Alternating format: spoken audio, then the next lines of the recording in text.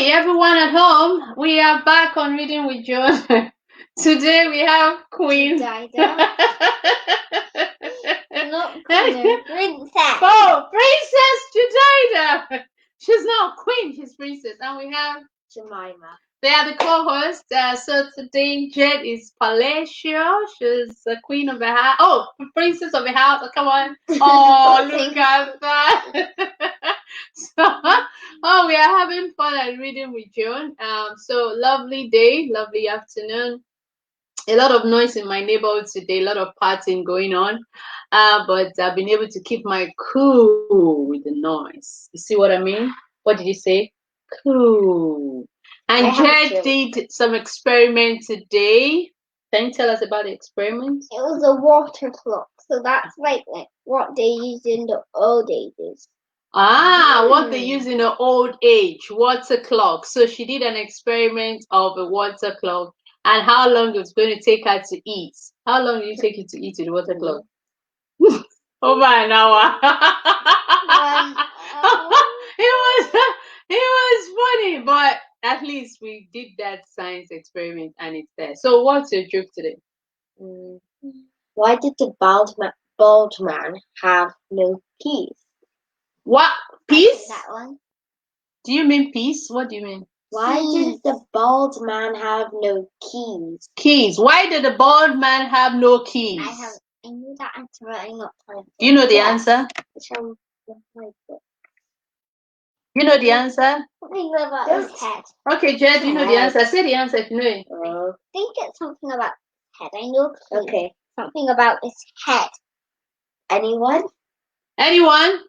Okay, Jamie, I don't know what that knows your riddle. Because he didn't eat them. He had no locks. Dreadlocks.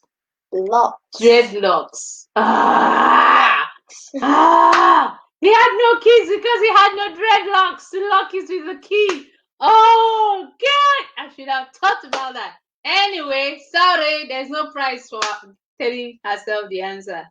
So this afternoon, we're welcoming Aurelia. She's going to be reading for us from the Secret Island. Am I right?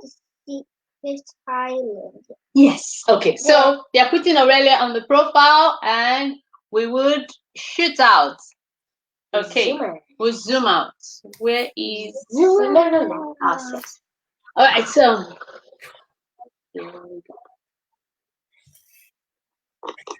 I'm reading The Secret Island by Enid Blyton.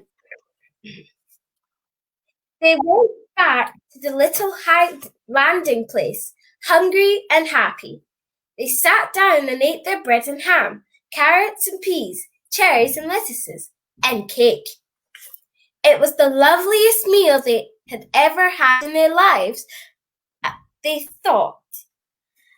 A little Moorhen walked to them and seemed surprised to see so many people in its home. But it did not run away. It ran round, pecking at the lettuce leaves, saying, "Phillock, Phillock," in its loud voice. If I could live here on this secret island, always and always and always, and never grow up at all, I would be quite happy, said Nora. Well, we'll have a shot at living here for a good while at least, said Jack. Now, when shall we come? And what shall we bring? Said Mike. Well, we don't really need a great deal at present, said Jack. We can make soft beds of heather and bracken to lie on at night. What would be useful would be things like enamel mugs and plates and knives. I'll bring an axe and a very sharp woodman's knife. We'll need those when we build our house. Oh, and matches would be most useful for lighting fires. We shall have to cook our meals. I'll bring my fishing line along, too. The more the children talked about their plan, the more excited they got. At last, they had arranged what to bring. They were gradually to hide things in a hollow tree by the lakeside, and then when the time came, they could carry them to the boat and row off to the secret island, ready to set up the house there. A frying pan would be useful, said Nora. And a saucepan or two, said Peggy. And a kettle. Ooh, what fun it will be! I don't care how much we are shouted at now. I shall think of this exciting plan all day long. We had better fix a day for starting off, said Jack. What about a week from now? Sunday would be a good day for running away, because no one will come to look for us until time, when we don't go home. Yes, a week today, cried everyone. Ooh, how happy shall we be? Now, we must go home, said Jack, setting off on the boat. You can row it if you like, Mike, and I'll bail out the water as we go. Get in, you girls. Aye, aye, Captain. They sang out, full of joy to think they had such a fine leader as Jack. Off they went, floating across the water in the evening light. What would they be doing next Sunday? Chapter 3. The Escape. All that week, the three children carried out their plans. Aunt Harriet and Uncle Henry could not understand what was different about the children. They did not seem to mind being scolded at all. Even Nora didn't burst into tears when she was shouted at. She was so happy she thought of the secret island, and she couldn't shed a tear. The children took all the clothes they possessed to the hollow tree by the lakeside. Mike took 4 animal cups and some animal plates and 2 animal dishes. Nora smuggled down an old kettle that Aunt Harriet had put away in the cupboard. She did not care to take one of those on the stove. Peggy took a frying pan and a saucepan to the hallway. She had put up with a dreadful scolding when her aunt could not find them. Jack took a saucepan too, and an axe and a fine sharp knife. He also took some small knives and forks and spoons, for the other children did not dare to take these. They were just enough out for them and their aunt and uncle to use, so they were glad that Jack found some and brought them along. Can you get some empty tins to store things in? Asked Jack. I'm trying to get sugar and things like that. We must have those, you know. Grandad gave me some money the other day, and I have a few things to store. Yes, I'll get some empty tins, said Mike. Uncle has plenty in the shed. I can wash them out and dry them, and you could get matches, Jack. Aunt only leaves one box, and that won't go far. Well, I've got small magnifying glass, said Jack, and he showed it to the others. Look, if I focus the rays on the sun on that bit of paper over there, see what happens. It burns it, and hey presto, there's a fire ready made. Oh, good, said Mike. We'll use that on a sunny day. Jack, and save our matches. I'm bringing my work basket in case we need to sew anything, said Peggy, and I've got a box of milled nails and an old hammer, said Mike. I found them in the shed. We're getting on, said Jack, grinning. I say, what time we're going to have.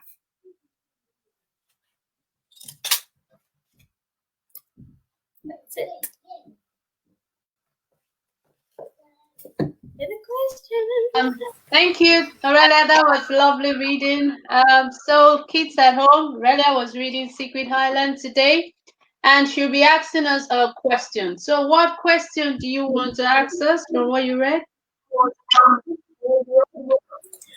Where did the children hide the stuff they collected? Where did the children hide the stuff they collected? Before Jamie answers, okay, Triple Mom. I don't know. Where is your name? Secret Island. Where? In the house on the Secret Island. In the house on the Secret Island. Is that the answer? Nope. Oh no. Anyone else? Anyone else? What I think it is. Ayo, can you close your eyes a bit? Blink, blink. Ayo, blink. She's frozen, Mommy. Is she frozen? Yeah. Okay, all right. All right. Anybody else before Jeremy says it? Huh? Okay, Jeremy. Was it in the boat? Was it in the boat? Nope. Oh. Do you want me to say the answer? Let's see if anyone else. Anyone else? Did they hide it in? No. Okay, so tell us, Aurelia. They hid the stuff they collected in a hollow tree next to the lake. Ah, in a hollow tree next to the lake. Good one. Next time you listen, you guys are not listening today. Okay. So, thank you for that, Aurelia. And now we are going to ask Jed to read. Jed, you are reading The Wolf in Sheep Clothing. So, we would like you to. How did I know? Because I follow you around, and I hope you have a good question today. Can you sit in the middle like Aurelia did? And she wowed all of us with that question, and nobody could answer. Okay, so Wolf in Sheep Clothing, sit in the middle, and then I'll pop you up. Oh yeah, come on. Once upon a time, there was a sly old wolf. He was as skinny as a snake and hungry for meat. One day, the wolf saw a flock of sheep on the hillside. There was snow on the ground and it was very cold. The shepherd was busy feeding the sheep. He called them by their names and patted their backs. The shepherd cared for his flock, but to the wolf they were nothing more than lamb chops.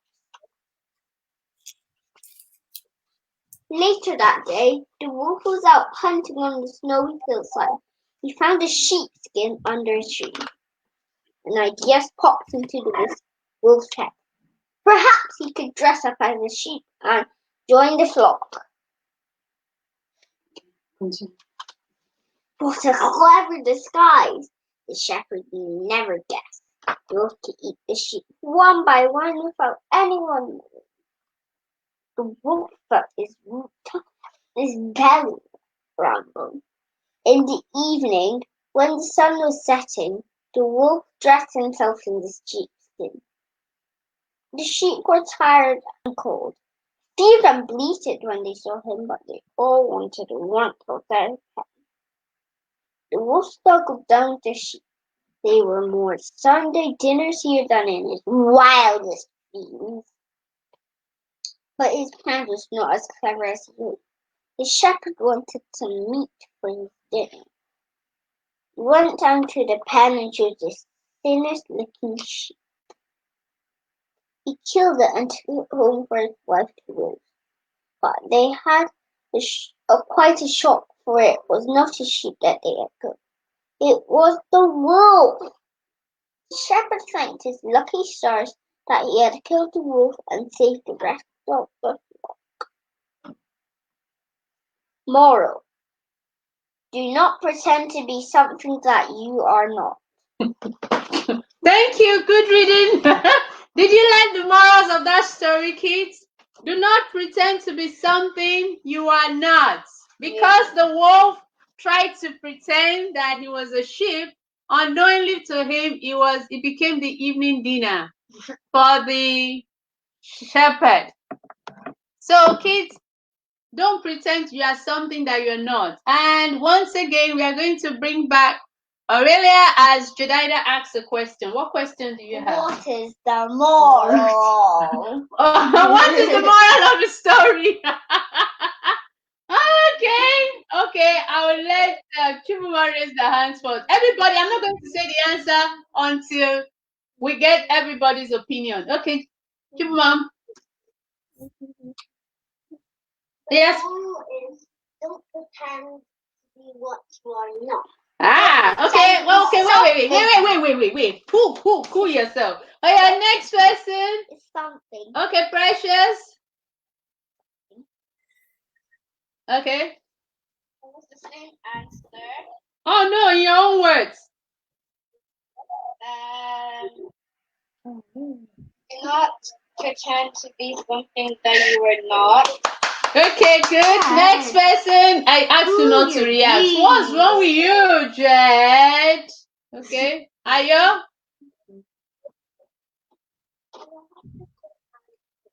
Pardon? You say it in your own words. But they all might be wrong. In your own words.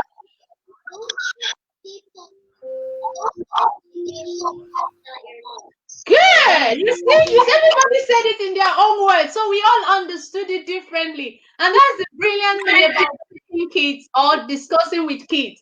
Each and everybody brings their uniqueness. Somebody said what you're not. Another person said thing you're not. And what was Aya's own? Don't trick. You know, they just said three different things with the same meaning. So all of you are right, and all of you have the points. Well done, guys. Yay! Answer. Yeah, get points, no prize.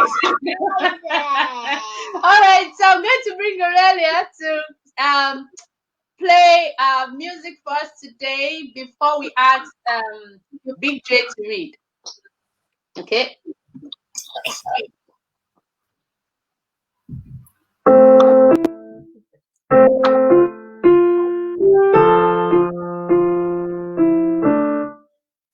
Sorry, can I try?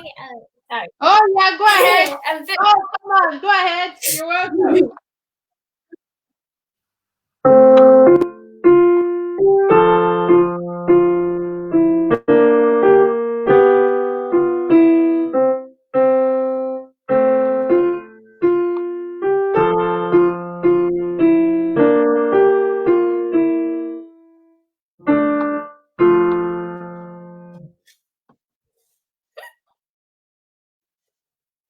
Well done. Fantastic. Like again. You want to do it again? Come on, go ahead. Do it again. You can do it again as many times as you want. Aurelia.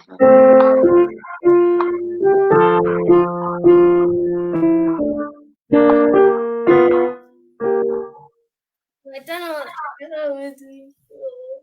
Okay. That verse song if you want. That's It's good. all right, Well done, Aurelia. that's Aurelia. We love that. At least you are clapping. Yeah, they are clapping for you actually. Aurelia, brilliant. Well done. We are proud of you.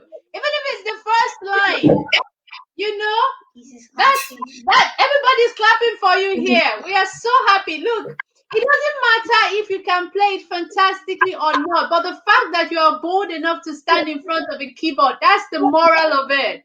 The fact that you are bold enough to say, I want to try it. That's why we're selling kits at home. You don't have to be perfect, but we just want you to try it out and show that you are able to try it out and stand, because the journey of a lifetime starts with a single step.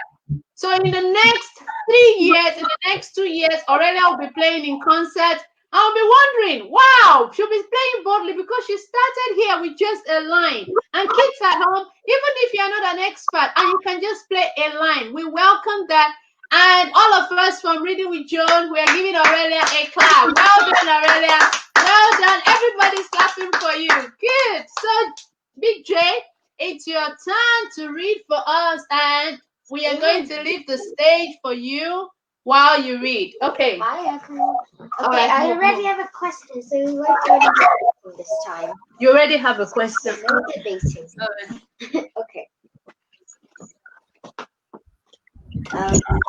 Wednesday. If you pick the flatworm, said Archie, I'll go for the chimpanzee. A flatworm, I said. Why don't you do the flatworm? You're the one who likes snakes. Yes, I do like snakes, but not flatworms. Flatworms are stupid. Archie picked up the iPad and started Googling. Hey, look at this. Flatworms eat with their bottoms.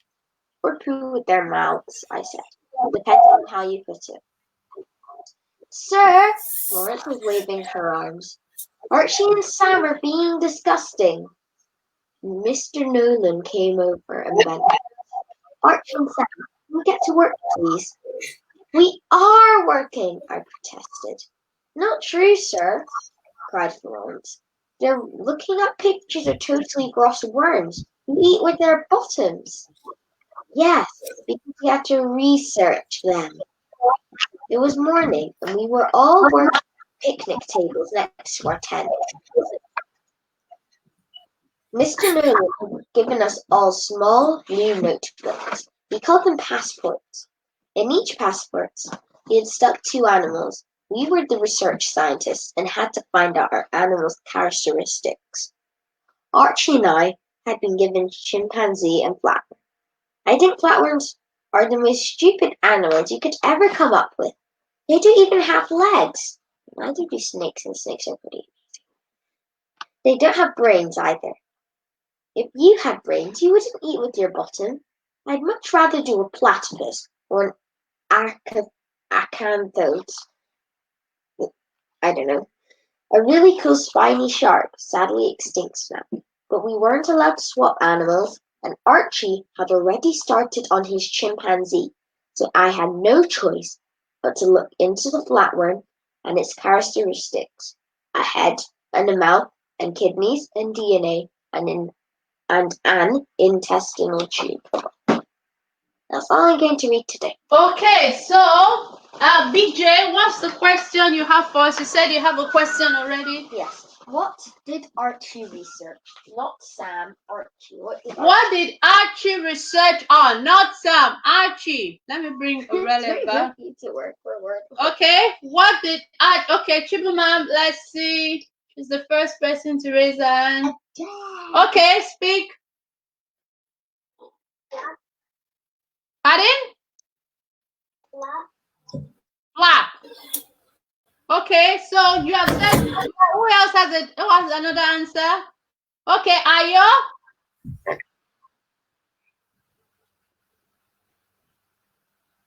A flat animal. A flat animal. Who else? Okay, Precious. Speak. What did Archie research? What did Archie research on? What animal did Archie research on?